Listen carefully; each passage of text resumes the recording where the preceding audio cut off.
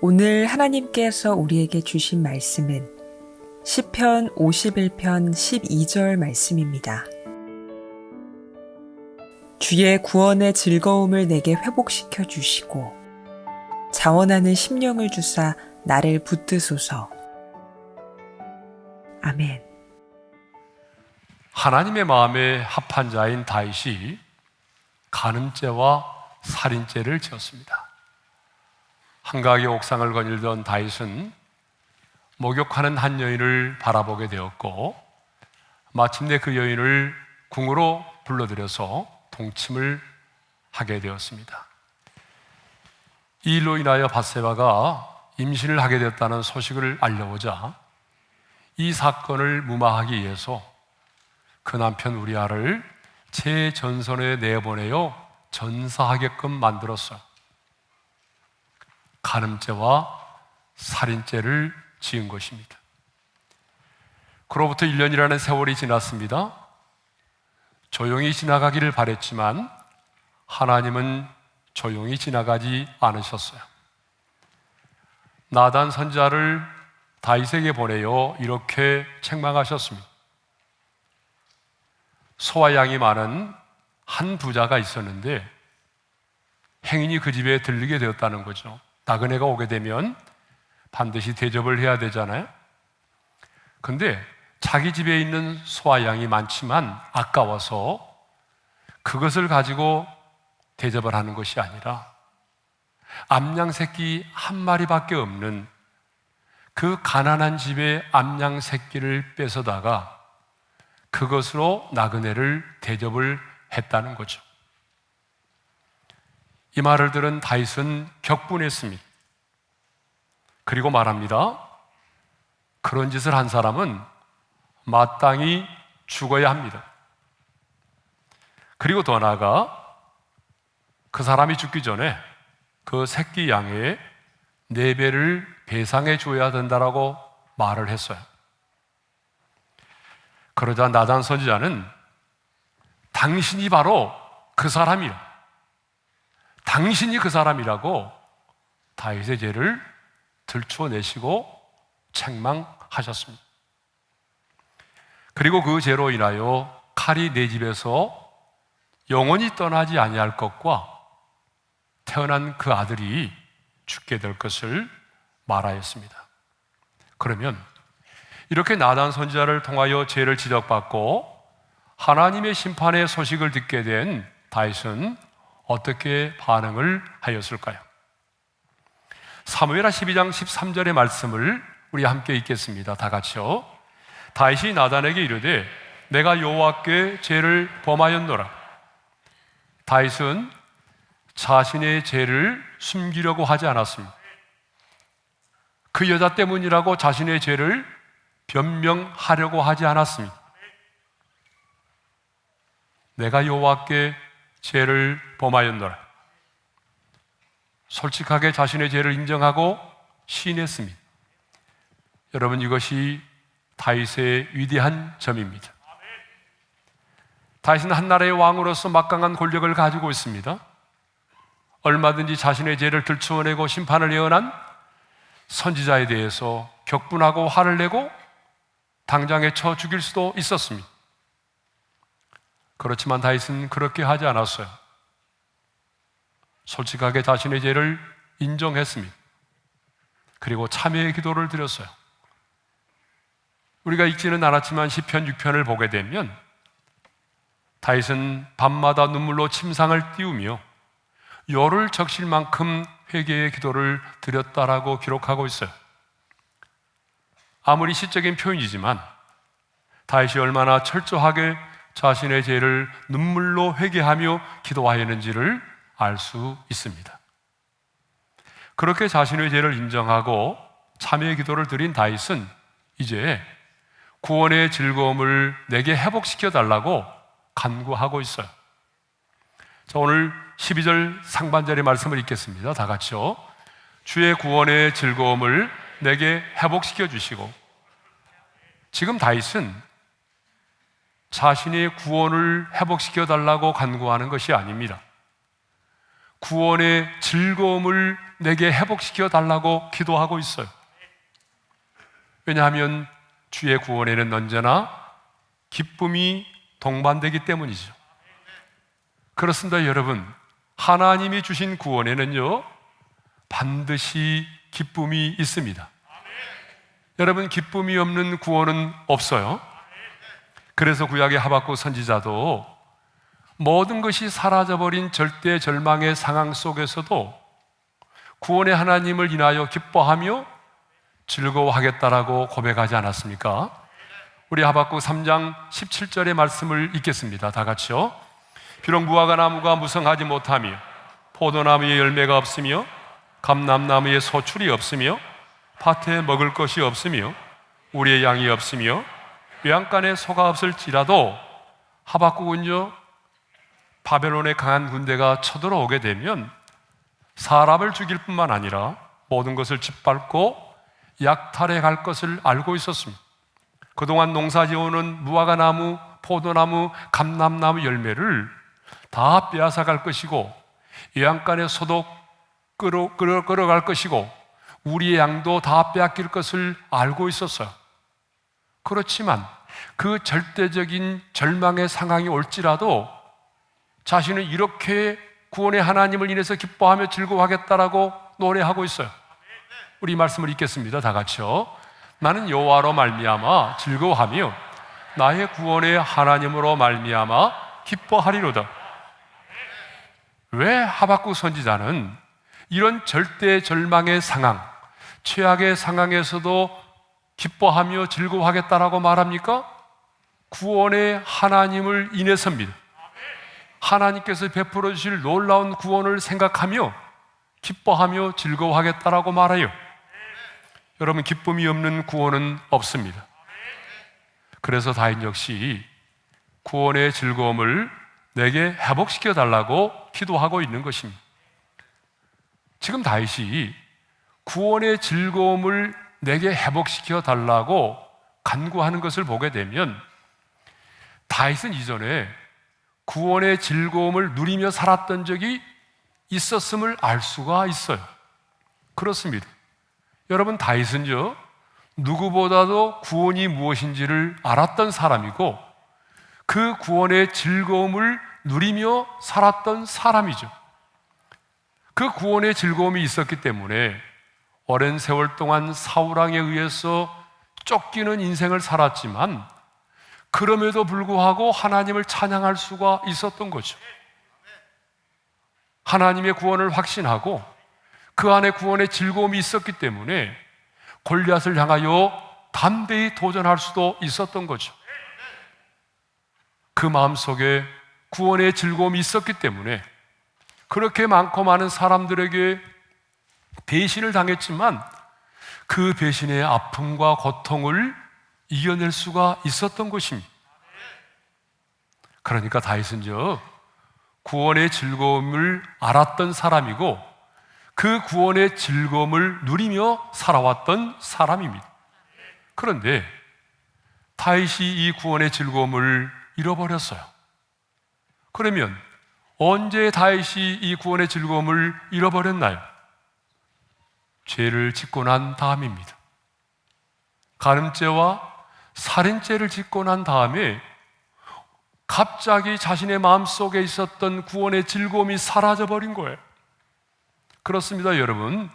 이 죄라고 하는 것은요, 한순간에 우리에게 짜릿한 기쁨을 가져다 주지만 내 영혼의 기쁨을 사라지게 만듭니다. 더 나아가 내 영혼으로 하여금 신음하게 만듭니다. 물론 우리가 죄를 지었다고 해서 곧바로 우리의 구원이 취소되거나 우리의 구원이 사라지지는 않습니다. 그러나 죄를 짓게 되면 내 영혼의 즐거움이 사라집니다. 구원의 기쁨이 사라집니다. 왜냐하면 내 안에 계신 성령께서 그 죄로 인하여 근심하실 뿐만 아니라 그 죄가 내 영혼을 짓누르기 때문입니다. 그래서 다윗은요, 시편 32편 3절을 보게 되면 자신이 입을 열어 회개하기 전까지 종일 신음하였다라고 말하고 그 신음을 인하여 자신의 뼈가 새하여졌다라고 고백하고 있어요. 우리 한번 말씀을 읽겠습니다. 시작. 내가 입을 열지 아니할 때에 종일 신음함으로 내 뼈가 새하였도다. 죄로 말미암은 고통이 얼마나 컸으면 종일 신음하고 그 신음으로 인하여 자신의 뼈까지 새하여졌다라고 말할까요? 뼈가 새하여졌다라고 하는 말은 뼈가 마를 정도로 그 고통이 심했다는 것을 의미합니다. 이것이 바로 죄가 가져다주는 아픔이고 고통인 것입니다. 그러니 죄를 품고 살아가는 사람의 영혼에 무슨 기쁨이 있고 무슨 구원의 즐거움이 있겠습니까? 다윗은 구원의 즐거움이 사라진 이유를 분명히 알고 있었습니다. 그래서 자신이 지은 죄를 회개하고 난 다음에 가장 먼저 그 구원의 즐거움을 내게 회복시켜 달라고 간구하고 있는 것이죠. 그러면 어떻게 하면 잃어버린 구원의 즐거움을 다시 회복할 수 있을까요? 아니, 다윗만이 아니라 어떻게 하면 저와 여러분이 잃어버린 구원의 즐거움을 다시 회복할 수 있을까요? 자, 구원의 즐거움을 회복하려면요, 가장 먼저 내가 받은 구원을 알아야 합니다. 내가 받은 구원이 무엇인지를 알고 그 구원의 기쁨과 즐거움 가운데 살아가려면 반드시 내가 받은 구원이 무엇인지를 알아야 돼요. 그런데 성도들을 만나보게 되면요, 신앙생활을 오래 했지만 내가 받은 구원이 무엇인지 잘 몰라요. 아니, 교리적으로만 하면 딱딱하게 알고 있어요. 너무나 막연하게 내가 이렇게 구원을 받았을 것이다 라고 생각하고 있어요. 그러니까 내가 받은 구원이 무엇인지를 잘 모르기 때문에 신앙생활을 오래 했어도 감동이 없고 감격이 없고 기쁨이 없는 거예요. 그러면 여러분, 내가 받은 구원이 뭘까요? 저와 여러분이 받은 구원이 뭐죠? 자, 첫째로는요, 죄와 죽음의 문제를 해결받는 것입니다. 우리 인생의 가장 큰 문제가 뭘까요? 우리 인생의 가장 큰 문제는요, 죄와 죽음의 문제입니다. 그러면 어떻게 하면 이 죄와 죽음의 문제를 우리가 해결할 수 있을까요? 그것은 예수 그리스도를 믿는 것입니다. 그러면 왜 예수 그리스도를 믿으면 죄와 죽음의 문제를 해결받을 수 있을까요?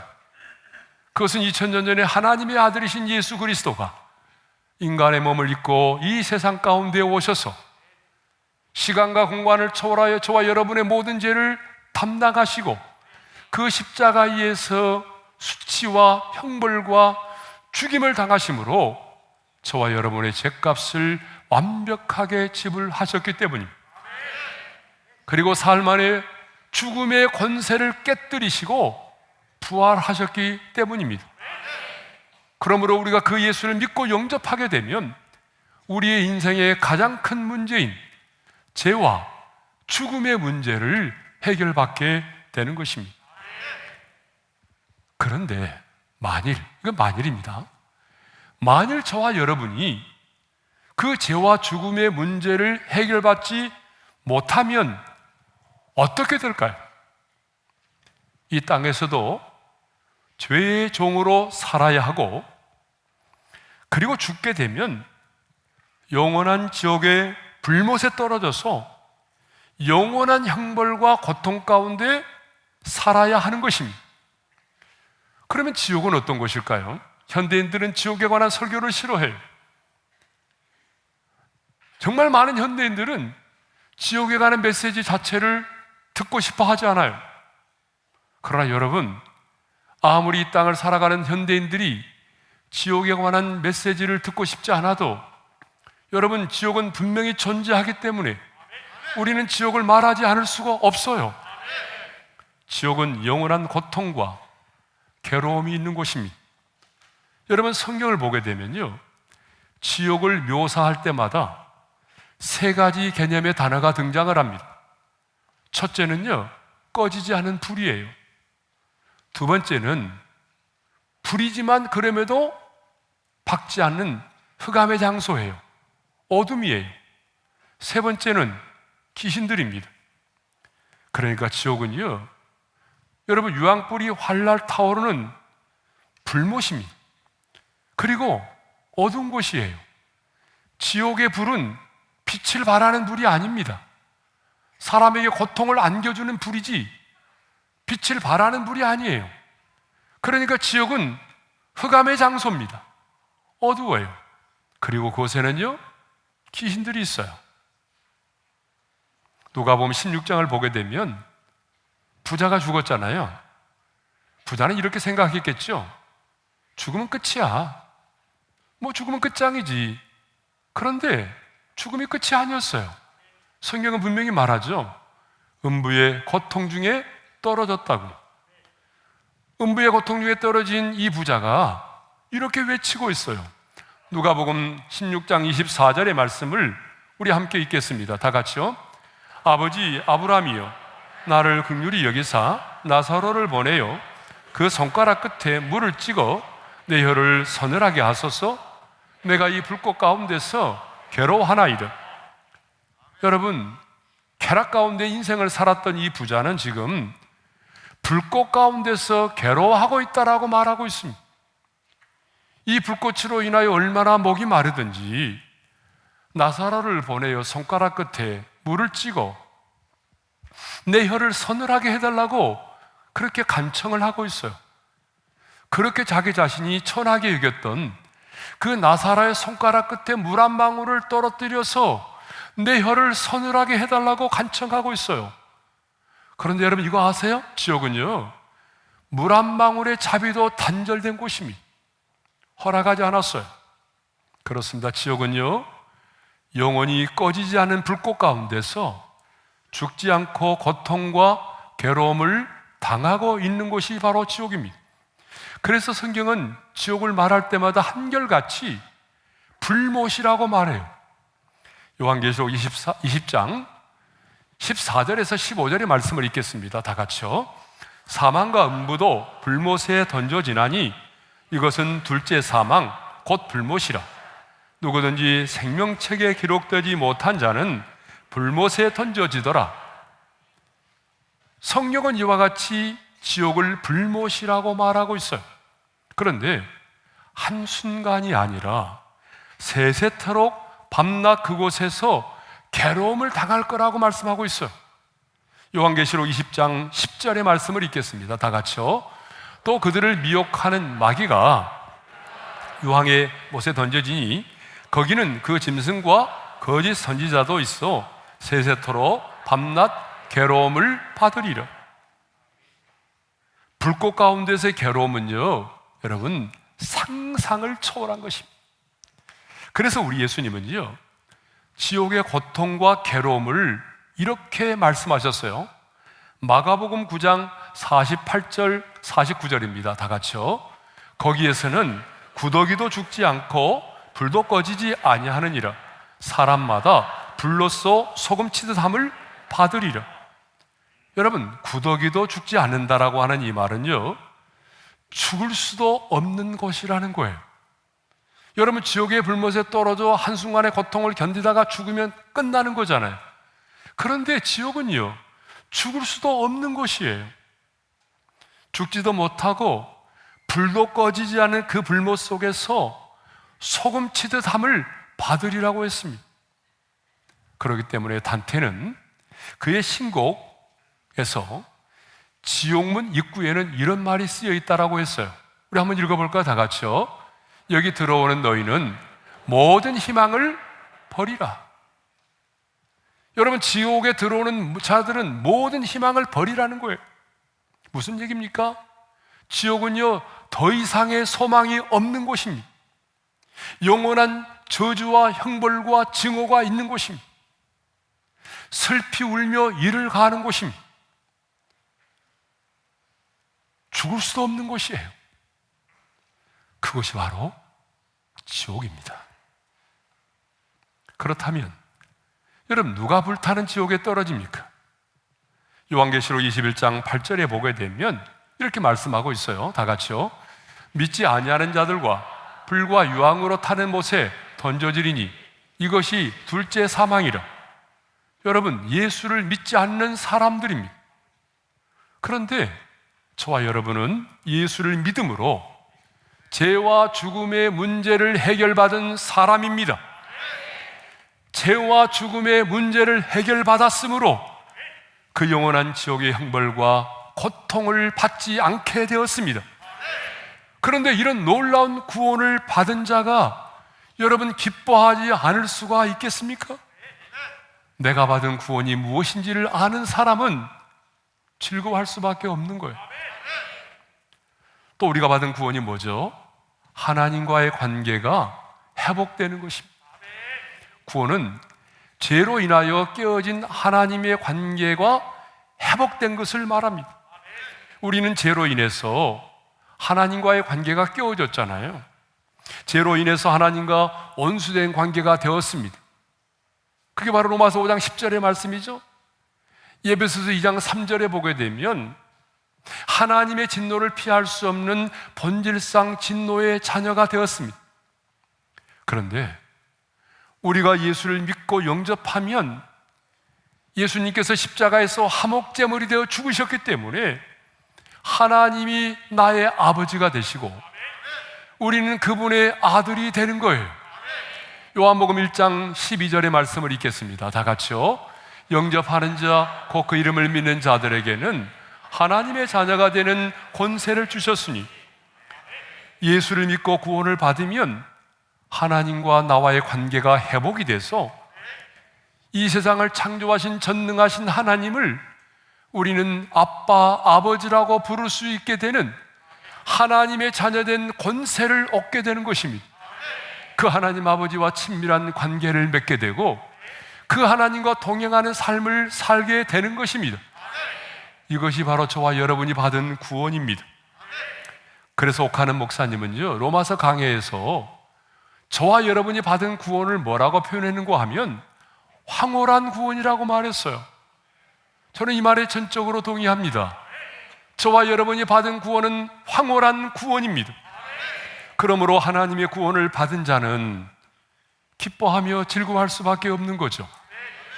자, 두 번째로 어떻게 하면 우리가 구원의 즐거움을 회복할 수 있나요? 첫 번째는 뭐였어요? 내가 받은 구원을 알아야 하는 거고, 두 번째는요, 다윗처럼 내가 지은 죄를 회개해야 돼요. 구원의 즐거움을 회복하려면 내가 지은 죄를 인정하고 그 죄를 자백함으로 그 죄에서 돌이켜야 되는 거죠. 그래서 다윗은 시편 51편 7절에서 이렇게 노래하고 있어요. 다 같이요. 우슬초로 나를 정결하게 하소서, 내가 정하리이다. 나의 죄를 씻어주소서, 내가 눈보다 희리이다. 여러분, 우슬초로 아세요? 우슬초는요, 가지가 많고 이 줄기에 털이 많아서요, 어떤 정결의식을 행할 때나 유월절에 피를 찍어서 그 문지방에 바를 때에 주로 사용되었어요. 그러므로 우슬초로 나를 정결하게 해달라고 하는 이 말은 무슨 말이냐면, 어린 양의 보혈로 나의 죄를 씻어서 눈과 같이 내 죄를 정결하게 씻어달라는 그런 고백입니다. 우리 하나님은요, 우리가 우리의 죄를 자백하면 그는 미쁘시고 의로우사 우리 죄를 사하시며 모든 불의에서 우리를 깨끗게 하십니다. 그게 바로 요한일서 1장 9절의 말씀이잖아요. 그런데 여러분, 더 놀라운 사실이 있어요. 우리가 우리 죄를 이렇게 고백하고 하나님 앞에 우리 죄를 하나님 앞에 고백할 때마다 하나님께서요, 어떻게 우리 죄를 사해 주시느냐 그러면 마지 못해서 어쩔 수 없이 우리 죄를 사해 주시는지 그렇게 주시는 분이 아니에요.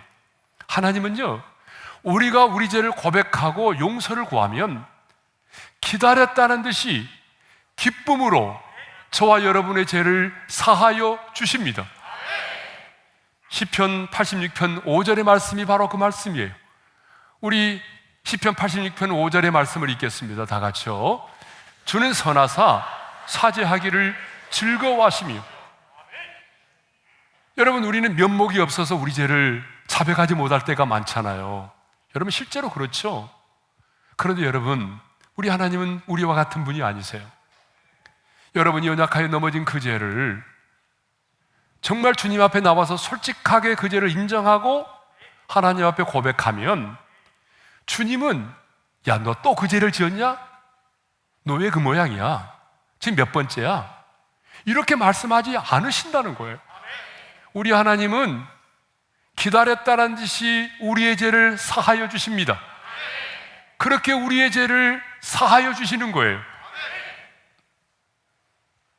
그러므로 구원의 즐거움을 회복하려면 반드시 그 죄를 숨기지 말고 자백함으로 그 죄를 사함 받아야 합니다. 이렇게 죄를 회개하고 하나님과의 관계를 회복하게 되면 구원의 즐거움이 회복되는 줄로 믿습니다. 아니, 내가 죄를 회개하고 버리면 하나님께서 우리 안에 구원의 즐거움을 다시 회복시켜 주실 줄로 믿습니다. 그러므로 신앙생활 하면서 언제부턴가 내 안에 구원의 즐거움이 사라졌다고 생각이 된다면 가장 먼저 내 안에 숨겨진 죄가 무엇인지를 찾으셔야 됩니다. 그리고 그 숨겨진 죄를 찾고 솔직하게 그 죄를 인정하고 자백하고 용서를 구하셔야 됩니다. 우리가 그렇게 우리 죄를 자백하고 용서를 구할 때 하나님은 우리의 죄를 사하여 주시고 그 죄가 사함을 받으면 여러분, 우리 안에 구원의 즐거움이 회복될 줄로 믿습니다. 그러면 이제 마지막으로 왜 우리에게 구원의 즐거움이 회복되어야 하는지에 대해서 생각해 보도록 하겠습니다. 여러분, 왜 구원의 즐거움이 우리 가운데 회복되어야 될까요? 자, 첫 번째 이유는요, 구원의 기쁨이 가장 큰 기쁨이 되기 때문에 그렇습니다. 여러분, 우리가 사는 이 세상에 참 근심도 많지만 한편으로 생각해 보면 기쁨도 많아요. 자, 출산의 기쁨, 여러분 너무 크잖아요. 아이가 없는 가정에 아이가 태어났어요. 기쁘죠. 뿐만 아니라 아이가 없는 가정에 아이가 임신했다는 잉태 소식을 들으면 또 얼마나 기뻐요. 임신의 기쁨, 출산의 기쁨, 그것만이 아니죠. 자녀가 성장하면서 우리에게 주는 기쁨이 또 얼마나 많아요. 또 내 자녀가 원하는 대학에 들어갔어요. 원하는 대학에 들어갔을 때의 기쁨 장난이 아니죠. 거기서 끝나는 것이 아니라 원하는 직장에 들어갔습니다. 직장에 들어갔을 때 기쁨, 이루 말할 수가 없어요. 또 사업이 너무 잘 돼요. 사업이 잘 되는 기쁨도 있습니다. 그것만이 아니라 건강할 때 기쁨도 있고요. 누군가를 만났을 때 만남의 기쁨도 있고, 저와 여러분의 인생에는 참 많은 기쁨이 있어요. 그런데 여러분, 제가 지금 여러분들에게 말씀드린 이 기쁨은요, 땅에 속한 기쁨이에요. 땅에 속한 기쁨은 오래가지 못해요. 영원하지 않아요. 내가 누군가를 만났을 때 너무나 기뻤거든요.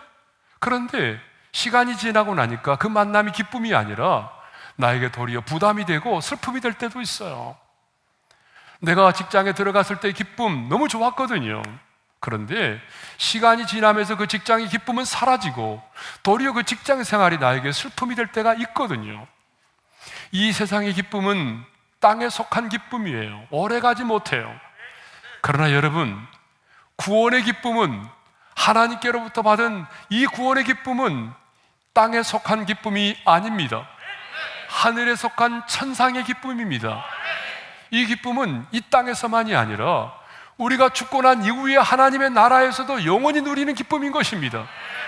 그러므로 여러분, 구원받은 이 기쁨은, 구원의 즐거움은 이 세상의 어느 기쁨보다 가장 큰 기쁨이기 때문에 우리가 이 기쁨을 누리며 살아야 되는 거죠. 두 번째입니다. 두 번째로 왜 우리가 구원의 즐거움을 회복해야 되느냐 하면, 이 구원의 기쁨이 우리의 신앙생활에 가장 큰 원동력이 되기 때문에 그렇습니다. 여러분, 구원의 즐거움은요, 지금 우리가 처해 있는 모든 상황과 환경을 이겨내게 만드는 거예요. 여러분, 우리 인생 가운데 얼마나 많은 아픔이 있습니까? 얼마나 많은 근심과 염려가 있습니까? 그러나 우리가 구원의 즐거움을 누리며 살아가면 우리 안에 있는 이 근심과 염려를 몰아낼 수가 있어요. 우리 안에 있는 구원의 즐거움이 너무나 크면 우리 안에 있는 이 고난, 근심, 염려를 이겨낼 수 있어요. 우울한 감정도 몰아낼 수 있어요. 여러분, 구원의 기쁨은요, 단순히 머리로 인식하는 정도가 아닙니다. 구원의 기쁨은 능력이에요. 한번 따라서 합시다. 구원의 기쁨은 능력이다. 동의하면 크게 아멘 할까요? 그렇습니다. 구원의 기쁨은 능력입니다. 그러므로 구원의 즐거움이 있는 자가 인생의 어려움을 이겨냅니다. 구원의 즐거움이 있는 자가 가난을 이겨냅니다. 구원의 즐거움이 있는 자는 실패를 딛고 다시 일어서는 것입니다. 구원의 즐거움이 있는 자는 심지어는 죽음의 공포와 두려움도 이겨냅니다. 그래서 많은 순교자들은요, 자신 안에 영생의 확신이 있기 때문에, 영원한 생명이 있기 때문에 순교를 당하면서도 하나님을 찬양하였던 것이죠. 하지만 구원의 즐거움을 잃어버리면 예배에 대한 감격이 사라집니다. 여러분, 구원의 즐거움이 사라지면 예배가 형식화되는 거예요. 구원의 즐거움을 잃어버리면 영적인 침체에 빠지게 됩니다. 그래서 자원하는 심령이 아닌 종교적인 의무감 때문에 마지못해서 예배 자리에 나오게 되는 것이고, 마지못해 헌신하고 봉사를 하게 되는 거예요. 그래서 다윗은 구원의 즐거움을 내게 회복시켜 주시고, 이어서 나오는 구절이 뭔지 알아요? 자원하는 심령을 주사 나를 붙드소서라고 말했어요. 언젠가 한번 생각하겠지만 구원의 즐거움과 자원하는 심령은 연결되어 있어요. 구원의 즐거움이 내게 회복되어지면 반드시 우리는 자원하는 심령을 갖게 되는 거죠. 마지막 세 번째는 왜 우리가 구원의 즐거움을 회복해야 될까요? 마지막 세 번째는 구원의 기쁨이 하나님의 기쁨이 되기 때문입니다. 저와 여러분이 구원받은 하나님의 사람으로서 구원의 즐거움을 만끽하고 그 구원의 기쁨과 즐거움 가운데 살아가게 되면 하나님은 여러분의 그 모습을 보시고 하나님은 영광을 받으시고, 그리고 구원의 즐거움 가지고 살아가는 여러분의 모습을 보시고 하나님이 우리보다 더 기뻐하십니다. 그러므로 여러분, 주님의 기쁨이 되는 삶은요, 내가 구원의 즐거움을 누리며 사는 것입니다. 하나님의 사람인 우리에게 있어서 최고의 재산은 바로 구원의 즐거움을 누리며 사는 것입니다. 하나님의 사람인 우리에게 최고의 행복이 있다면 고난 가운데 있지만 구원의 즐거움을 누리며 살아가는 것입니다. 신명기 33장 29절에 보게 되면 이런 말씀이 있어요. 다 같이요. 이스라엘이여, 너는 행복한 사람이로다. 여호와의 구원을 너같이 얻은 백성이 누구냐? 하나님께서 이스라엘 백성들에게 주신 말씀인데요, 이 말씀을 보게 되면 하나님이 말씀하시는 행복의 기준이 뭐예요? 구원이라는 거예요. 돈이 아닙니다. 여러분, 좋은 환경이 아니에요. 하나님은 말씀하십니다. 너 구원 받았니? 그러면 너는 행복한 사람이에요. 하나님이 말씀하시는 행복의 기준은 여러분, 구원입니다. 그러므로 오늘 내게 있어서 손해 중에 손해가 뭐냐? 신앙생활하면서 가장 억울한 일이 뭐냐? 그것은 구원의 즐거움을 누리지 못하고 종교인처럼 의무감으로 살아간다는 거예요. 이것처럼 손해보는 게 어디 있어요? 어떤 사람은 구원의 감격 속에 살아가는데 어떤 사람은 의무감 때문에 마지못해 신앙생활 한다면 이것처럼 억울한 일이 어디 있겠습니까, 여러분? 사랑하는 성도 여러분, 하나님의 사람인 우리에게는요, 반드시 구원의 기쁨이 있어야 합니다. 왜냐하면요, 내가 구원의 즐거움을 잃어버리게 되면 세상의 즐거움을 찾게 되기 때문입니다. 이건 분명한 사실이에요. 구원의 즐거움을 잃어버리면 세상의 즐거움을 찾게 돼요. 그래서 세상의 즐거움을 찾다가 마귀의 덫에 걸려있는 사람들이 얼마나 많습니까? 오늘도 사탄 마귀는 우리의 구원을 빼앗아갈 수 없기에 수단과 방법을 가리지 않고 하나님이 우리에게 주신 구원의 즐거움을 빼앗아가려고 합니다. 그러므로 우리는 이 구원의 기쁨을 빼앗겨서는 안 됩니다. 아니, 구원의 즐거움을 다시 회복해야 합니다. 하나님은 우리에게 구원만 주신 것이 아니라 구원의 즐거움도 함께 주셨습니다. 그런데 너무나 많은 성도들이 구원의 즐거움이 옛날에는 있었는데 지금은 없다라고 말해요. 너무나 많은 성도들이 목사님, 저는 옛날에는 있었거든요. 근데 지금은 없어요. 이렇게 말하는 분이 얼마나 많이 있습니까, 여러분? 그런데 중요한 것은 오늘이 중요합니다. 그러므로 오늘 구원의 즐거움을 회복해야 합니다. 구원의 즐거움이 회복되면 우리는 내가 처해 있는 지금의 어떤 고난도 상황도 이겨낼 수 있습니다. 하나님은 인생이 아무리 힘들고 어려워도 저와 여러분이 구원의 즐거움을 누리며 살아가기를 원하십니다. 왜냐하면 구원의 즐거움을 누리며 사는 것이 가장 큰 기쁨이고 하나님께 영광을 돌릴 뿐만 아니라 하나님의 기쁨이 되는 삶이 되기 때문입니다. 우리 인생의 최고의 재산은, 우리 인생의 최고의 행복은 바로 구원의 즐거움을 누리며 사는 것입니다. 주신 말씀 마음에 새기면서 우리 한번 찬양하겠습니다. 정결한 마음 주시옵소서. 찬양합니다. 정결한 마음 주시옵소서. 오 주님,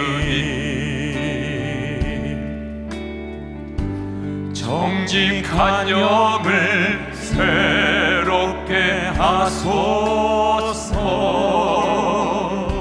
정결한 마음 주시옵소서. 정결한 마음 주시옵소서. 오 주님, 정직한 영을 새롭게 하소서. 우리 두 손 들고 나를 주님 앞에서, 나를 주님 앞에서 멀리 하지 마시고 주의 성령을 거두지 마옵소서. 주의 성령을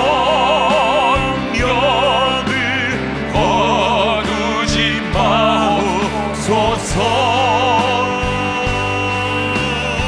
그 구원의 기쁨, 그 구원의 기쁨 다시 회복시키시오.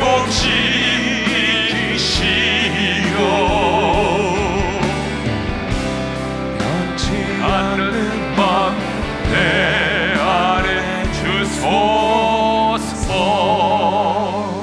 주신 말씀 마음에 새기고 한번 기도하겠습니다. 다윗은 구원의 즐거움을 내게 회복시켜달라고 말합니다. 여러분, 옛날에는 있었는데 지금은 구원의 즐거움이 없는 사람 있죠? 오늘 시간 다른 기도하지 마세요. 주님, 내가 내 죄를 고백하고 자백합니다. 나의 죄를 사하여 주시고 내가 받은 구원을 깨닫게 하셔서 나에게도 구원의 즐거움을 회복시켜 주옵소서. 이 구원의 기쁨을 가지고 이 땅을 살아가기를 원하고 이 구원의 즐거움으로 고난을 이겨내게 하여 주시고 내가 구원의 즐거움 가운데 살아서 하나님의 기쁨이 되는 삶을 살기를 원합니다. 우리 주여 한번 부르고 함께 부르짖어 기도하며 나갑니다. 주여! 할렐루야. 우리 아버지 하나님 감사합니다. 하나님이여, 우리에게도 구원의 즐거움을 회복하여 주옵소서. 하나님, 예전에는 있었지만 내가 지금 구원의 기쁨이 없었다며 사라졌다며 주님, 내가 받은 구원이 어떤 것인지를 다시 한번 깨닫게 도와주십시오. 교리적으로 예매하게 내가 받은 구원을 깨닫는 것이 아니라 진정한 하나님의 구원을 깨닫게 도와주시고 내 안에 숨겨진 죄악들을 자백함으로 말미암아 죄를 사함받게 하여 주시고 그래서 잃어버린 구원의 즐거움을 회복하여 그 구원의 즐거움 가운데 살아가게 도와주십시오. 구원의 즐거움 때문에 기쁨으로 하루하루를 살아가게 도와주시고 그 구원의 즐거움으로 이 세상의 고난과 어려움을 이겨내게 도와주십시오. 구원의 즐거움 가운데 살아서 하나님께 영광을 돌리고 하나님의 기쁨이 되는 삶을 살아갈 수 있도록 우리 하나님, 우리에게 은혜의 은혜를 허락하여 주시옵소서. 아버지 하나님, 우리 가운데 구원의 즐거움을 잃어버린 자들이 있다면 내가 받은 구원을 다시 한번 깨닫게 도와주시고 우리 안에 숨겨진 죄악들을 고백하고 토설함으로 말미암아 오늘 우리 안에 다시 한번 구원의 즐거움을 회복하여 주옵소서. 그래서 하나님이 주신 구원의 즐거움으로 이 땅을 살아가게 하시고 그 구원의 즐거움으로 세상의 고난을 이겨내게 하여 주옵시고 하나님의 기쁨이 되는 삶을 살아가게 하여 주옵소서. 이제는 우리 주 예수 그리스도의 은혜와 하나님 아버지의 영원한 그 사랑하심과 성령님의 감동, 감화, 교통, 인도하심이 구원의 즐거움을 회복하여 하나님의 기쁨이 되는 삶을 살기를 원하는 모든 성도들 위해 이제로부터 영원토록 함께 하시기를 축원하옵나이다. 아멘.